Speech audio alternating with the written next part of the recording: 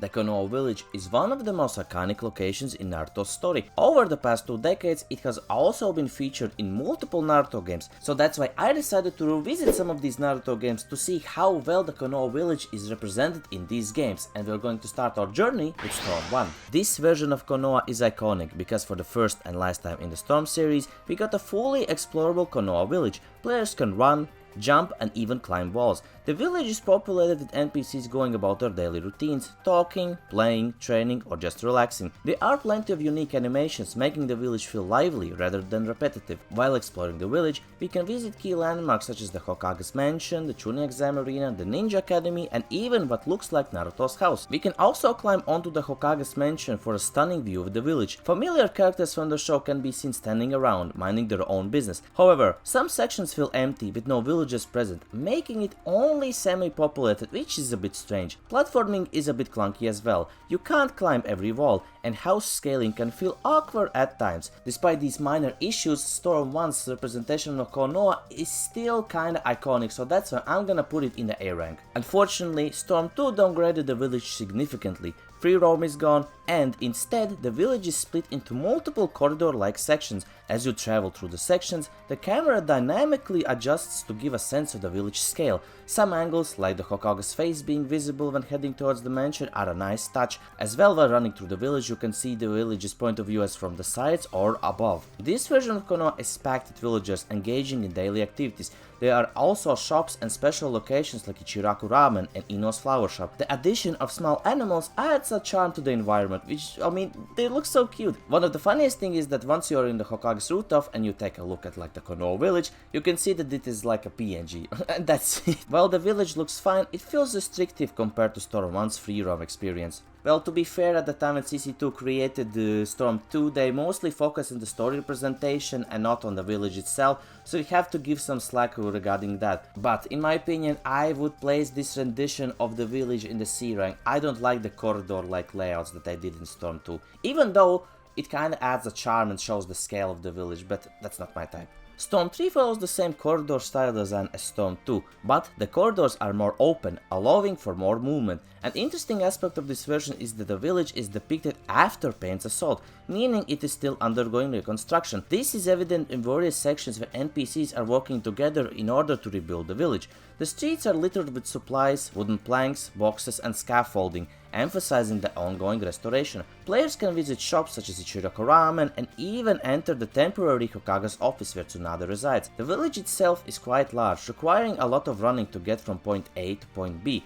In certain areas, the camera dynamically shifts, offering a different perspectives. For example, in one street section, once you go into the street, you can see like this small point of view of a cat, which is like really cute. I don't know, what's my obsession with animals? Additionally, there is a brief section where players can semi-free roam and observe the village from afar, including the massive crater left by Pain's attack. Even though this village has like more details and it depicts like the village in the state of the after Pain's destruction, I would rate this as a B.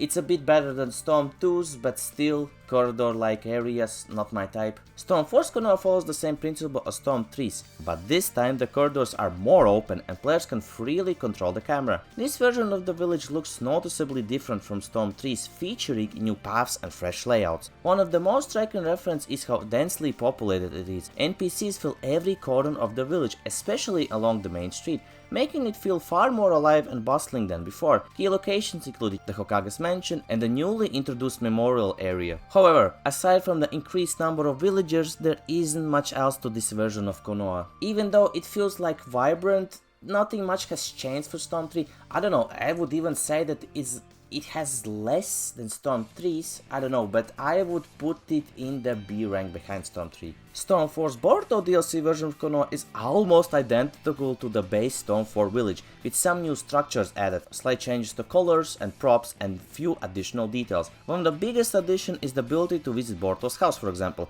where players can explore the kitchen and Boruto's room, though unfortunately there isn't much to interact with. the village remains as lively as ever, packed with NPCs going about their daily routines. This version is slightly better than Storm 4's base village due to the inclusion of Boruto's house and the ability to actually access the Hokaga's rooftop, which you couldn't do in Storm 4, and the chance to see new buildings. Plus, as well, this is like our first and for now the last rendition of the Konoha Village, where it's like more futuristic, you know, in the Boruto's era. So I would place it in the B rank somewhere in the middle of 3 and 4. Now let's take a look at the OG Ultimate Ninja game, starting with Ultimate Ninja 2. The village is pretty basic. You can run from one end of a section to another, and it splits into multiple areas similar to Storm 2, but even more limited, which kinda makes sense since it's on the PlayStation 2. Notable locations include the village center, hot springs, training field, memorial stone, Hokage's faces, and the Chunin exam arena. Oh, and as well you can climb on the tower where the third Hokage fought, I forgot the name. However, the village feels like a ghost town, mostly populated by main characters from the show,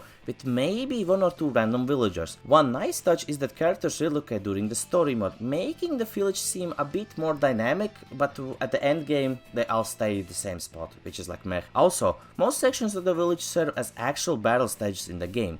I mean, it's nothing groundbreaking, but it's a solid start for the OG Ultimate Ninja games of like the representation of the Konoha Village.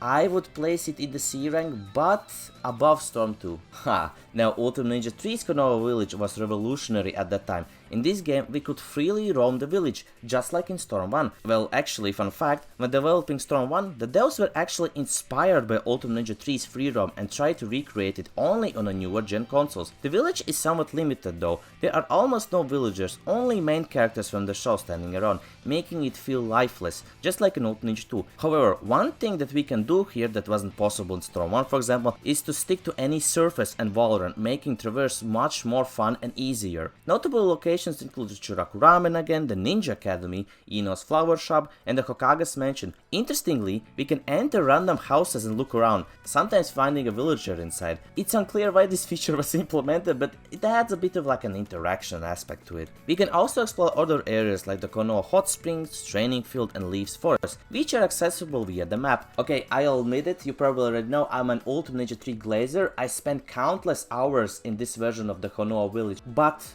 it's not perfect. The biggest minus, at least from me, is that it's lifeless. There are not a lot of like people standing around like regular villagers, if you don't count like the characters from the show. So I would put it in A, but behind Storm 1. In Ultimate Ninja 4, we take a few steps back and the village returns to a corridor-like structure. The streets feel small and cramped, making the village feel a bit claustrophobic. However, unlike previous games, there are at least some villagers around, making it feel slightly more alive. The village is divided into sections, separated by gates, which is a bit odd. The camera in the Konoha Village follows us, and in center areas it automatically pans a bit, just like in Storm 2. For example, when approaching the Hokage's mansion, the camera is positioned so that you can almost always see the Hokage's faces. Maybe Storm 2 took inspiration from this game? Who knows? From the Hokage's rooftop, we get a full view of the village, and this time it's not just a flat background image. Notable locations include Ichiraku Ramen, again, the Hokage's mansion, and the training field, which now includes the Memorial Stone. I always thought that the Memorial Stone place and training field were two separate locations, but they kinda combine it here. Overall, the village is okay. The biggest minus is that we go back using the corridor like layout, but kinda makes sense since they kinda rushed with the story and creating new models, since this is for Shippuden. I would say maybe a B, near ended with a B. Ultimate Ninja 5 follows the trend of corridor-like style, but this time the streets and everything are expanded, making the village feel larger. The main street in this version is a bit different from Ultimate Ninja 4, which gives the village a fresher feel. Gone are the word gates separating sections. This time there are more villagers around, which makes the village feel more alive. As for the notable landmarks, they're mostly the same as in Ultimate Ninja 4. In my opinion, it's a big upgrade from Ultimate Ninja 4, but still, it's the same village basically. If you play Ultimate Ninja 4, you basically know Ultimate Ninja 5's Konoha Village layout, except like the initial part of the entrance of the village.